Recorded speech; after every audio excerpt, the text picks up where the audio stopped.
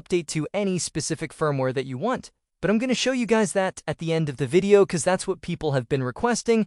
Before that, I want to give you guys a general overview of why there are so many people scattered on different firmware versions, and what the incentive is to stay on those older firmwares, and then what the incentive is to update, so that you guys can kind of weigh the two options and decide whether or not you think it's better to wait on an older firmware, like a lot of you guys have been doing so far, and whether or not you want to just update to one of the current jailbreakable firmwares that are available. So that's what we're covering here in this video, and then I'll show you guys how to update at the end if you do want to go through with that. So first of all, the main reason for staying on these older firmwares, like getting a console that's on like a 1.x firmware, 2.x firmware, or 3.x firmware, the reason is that the jailbreak on the PS5 is not complete. So we don't have what is known as a hypervisor exploit, which is what we need to turn our PS5 jailbreak into more of a full jailbreak, a complete jailbreak for the PS5, which we don't have access to right now. And the problem is, if a hypervisor exploit does release, we have no way of knowing exactly what firmware version it will release for. So it could come out for 2.50 or 3.10 or 4.03. We just don't know. So generally, the older firmware that your PS5 is on, the better chance it has of actually accessing a hypervisor exploits when it does release. And that is that simple. That is the simple reason why people do not update and why people are staying on these older firmwares. Now, on the other side, on the flip side of the argument, the pro-updating side, I would probably say in that case, one of the reasons why people were staying on these older firmwares is that the jailbreak that we did have access to was only a partial jailbreak, and we could only do FTP and debug settings for the longest time. It wasn't really, worth updating. Whereas now we have the libhijacker, which I believe Xenopointer and Astralski worked on to create that, which allows us to kind of bypass the hypervisor in a way and be able to do things that would normally require a full jailbreak in order to do. We're now able to do things like cheats and trainers, remote debugging software, mod tools. We can do PS4 fake packages, 60 FPS patches, developer menus, debug menus. We can also, of course, run our PS5 game dumps as well, and PS5 Homebrew, as well as PS4 Homebrew that's been updated and imported to PS5. All of that is now possible with the current jailbreak that we have from 3.0 to 4.51. So there's definitely more of an incentive to update now than there was before. The other thing is we might never get a hypervisor exploit at any point. We just don't know. There hasn't really been any hints so far towards us getting a hypervisor exploit, and we're already in the 4th year of this console's generation, which is actually kind of scary because I could have sworn the PS5 launched a few months ago. We know that Flats and Fail Overflow have, come out publicly to show that they have some kind of hypervisor exploit. However, they've not released it, and they don't seem to be showing any plans of releasing it at any point. So, yeah, that's where we are right now. Now, to be clear, the 4.03, 4.51, those firmwares are not perfect either. We also have issues on those firmwares right now. DLC is not working for PS4 fake packages. There's audio crackling issues with a bunch of games. I think for PS5 and PS4 games are having this issue. Seems to be related to the PS4 fake package enabler, which is used for PS5 game dumps and PS4 game dumps. We also have a lot of game dumps for the PS5 that are not working right now and require manual patching. We have certain games that can't even be decrypted or turned into game dumps yet, like Demon's Souls and Ratchet & Clank Rift Apart. We need a better decryption payload. And then we also have the problem that PS5 games, we can only get game dumps of games that work up to firmware 5.0. Any games that came out that require a higher firmware than 4.51 cannot be dumped because they cannot be run on the console in order to dump it. And then we can't get game dumps for those newer games, and that's about it. So, yeah, so those are the issues at the moment, so it's not perfect by any means. That is kind of the dilemma that you're in right now. Do you want to update from a firmware that can't even access the jailbreak at all right now in the hope that you'll get a hypervisor exploit at some point? Or do you want to just jump on the current jailbreak that we have right now? And there's quite a lot of stuff that we can do at this point with the current jailbreak. So, again, I'm not trying to make a decision for you guys. You make your own mind up on whether or not you want to update. Definitely ask some other people in the scene and get their opinions. But that's where we are right now. So if you were wanting to update, what firmware would I recommend updating to? Well, in that case, if you're dead set on updating, then I would say probably either 4.03 or 4.51. I would personally steer towards 4.03. However, 4.51 might make sense if you are only caring about game dumps, because of course all the game dumps that are made that actually work will work on 4.51 because that's the highest firmware that games are being dumped on and updates are being dumped on, whereas older firmwares that can access the jailbreak might not be able to run certain game updates and games that were dumped on 4.51 if it requires that firmware in order to run them. They might have to be backported to work on those older firmwares that are also jailbreakable, like 3.x and even 4.03 to some extent. Although 4.03 is pretty good, it's very similar to 4.51, so you can usually run most of the games that you can run on 4.51 on 4.03. There just might be a few that don't work right now and that might require backporting. But the reason why I would say 4.03 might be the better firmware is because most of the developers that are actually releasing stuff for the scene, the ones that actually matter, people who are actually making stuff available, those developers tend to be on 4.03. So people like Lightning Bolts is on 4.03, who's behind ETA Hen and Items Flow and the Homebrew store. And then you've also got Slayer's Govey, who is behind the release of the PS4 Fake Package Enabler, without which wouldn't be able to do any of the stuff we're doing right now. He's also on 4.03, and that's why 4.03 is the first firmware to get support for stuff. Now, last but not least, there are people on 3.x who are considering updating to maybe 4.03 or 4.51. I can understand that because you've had to wait a really long time for things like ETA Hen on the PS4 Fake Package Enabler to get ported. It's taken months.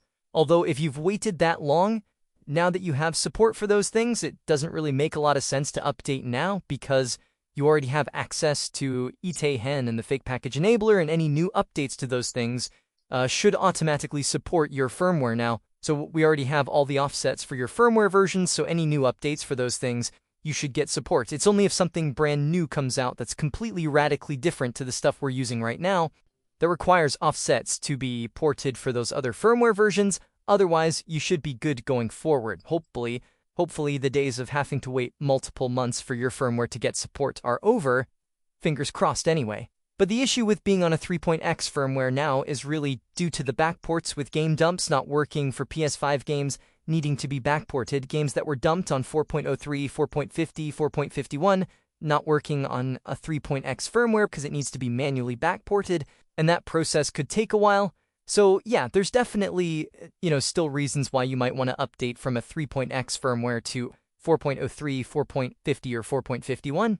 So hopefully that gives you a good overview of the general situation. What I'm going to do now, though, is show you guys how you can update to a specific firmware version on your PS5. So if you want to update to 4.03, you can, or 4.51, or any of the jailbreakable firmwares. You can pick which firmware you want to update to, and you can update to that firmware. So the way that we do this is more or less the same as the PS4. You just need a USB drive or external hard drive, plug that into your computer, and then on your computer you're going to want to go to either darksoftware.xyz, and then you can go to the PS5 firmware list. Link will be in the description, and then you can scroll down, make sure you check the retail firmwares. That's the firmwares you need to be looking for. So you go to retail firmwares, and then you scroll down, and you'll find 4.03 right here, 4.50, and 4.51. So you can download any one of those. And of course, the jailbreak itself supports all the way from 3.0 to, 4.51 right here. So all of these ones that are highlighted are jailbreakable. So if you're on a 2-point-something firmware and you've decided, I'm going to update to a jailbreakable firmware, but I want to update to the lowest jailbreakable firmware so that I'm still on an older firmware, then you could update to like 3.0, and you'd still have access to the jailbreak while still remaining on a pretty low firmware. But obviously, if the hypervisor is changed from 2.50 to 3.0, which it seems like that might be when it actually changed, then you're potentially sacrificing a hypervisor vulnerability by updating. But yeah, anyway, if you decide to update, those are the firmwares that are supported. There's also this website here that you can go to. I'll leave this one in the description. So you just go to PS5, and you've got official firmwares, and then you just go to the next page, and you'll find there's 4.03, 4.50, 4.51, and you've got 3.10 all the way up to 4.51. And then on the next page, you also have 3.0, which is jailbreakable, so you can download any one of those firmwares. So once you got the firmware downloaded, it will come as a PS5 update.pup file. what you want to do is put that on a USB or external hard drive. Make sure the USB stick or external hard drive is formatted in exFAT or FAT32 format. So right-click and go to Properties. Make sure the drive file system says exFAT or FAT32. And then from there, we're going to go into the USB, and we need to create a bunch of folders on the root of the USB stick. So the first folder, we're going to create a new folder in the root of the USB called ES5 in uppercase characters.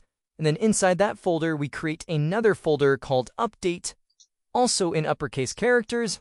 And then inside that folder, you copy the update file inside. So we copy the update file in that folder.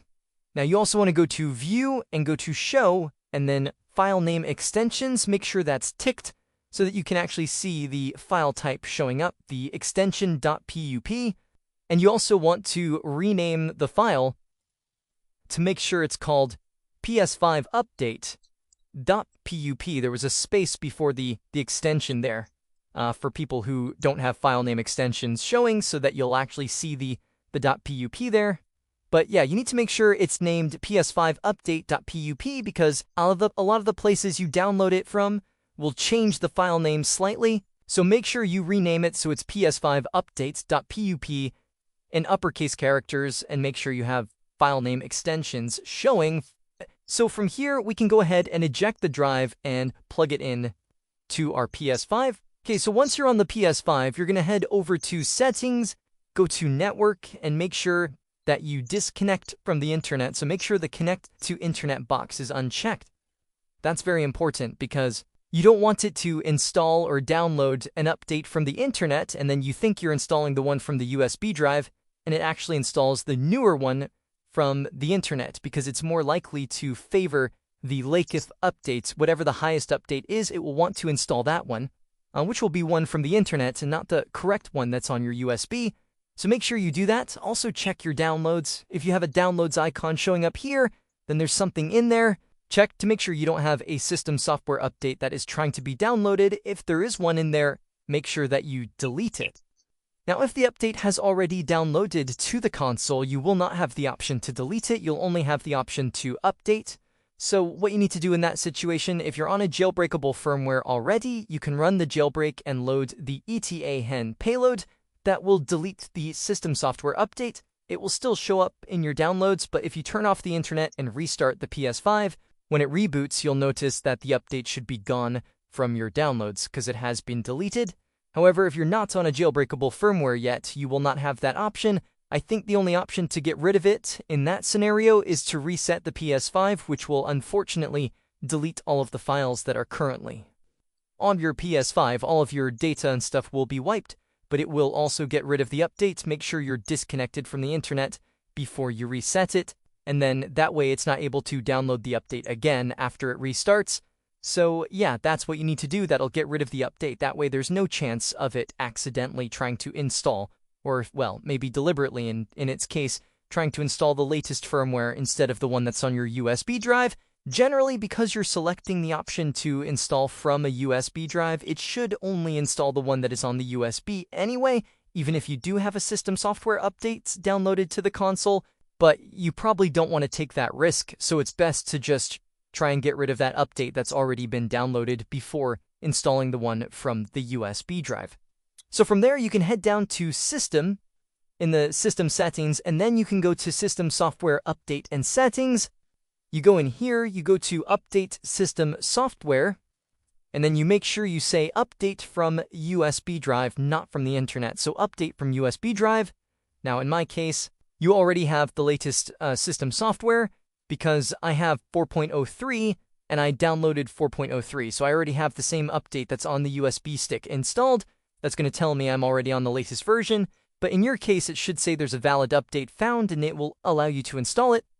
And you just click OK, go through the normal update process, and then once the update, or once the console reboots, you then want to head back into the settings and go to console information to check if it's been updated correctly and that you have your firmware version. So after the dash, so 21.02, doesn't matter what it says there, the 21.02, yours might be different. That's not important. After the dash, you have your firmware version. So that's 04.03, that's 4.03 right there. You just want to make sure that that you've got the correct firmware version that you installed from the USB now showing up there. A second option is to install from the USB drive when in safe mode, so you can also update from safe mode. You can boot the console into safe mode by holding down the power button and keeping it held down until you hear it beep a second time.